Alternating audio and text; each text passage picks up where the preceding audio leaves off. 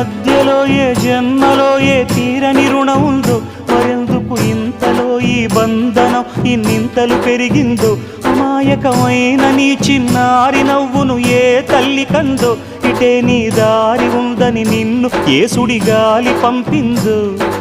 పాపం పుణ్యం దేవుడికెరుక, పేదకు దొరికిన బంగారు కణిక, పాలు వెన్నాలేవని అనక ప్రేమను తాగి పెరగవెసిలక. వలేసే పాడు లోకం కంటపడక ఉండు నాయనక, ఇలా నా గుండెలోనే గువ్వల కొలు ఉండిపోయింక.